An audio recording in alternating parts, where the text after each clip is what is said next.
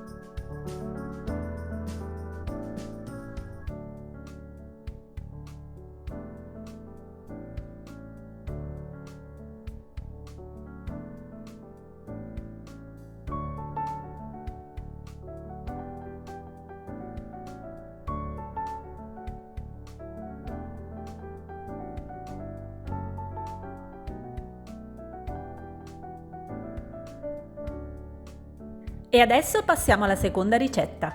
Calzoni fatti con le piadine, pronti in pochi minuti, filanti e irresistibili. Ve li propongo in 4 gusti diversi.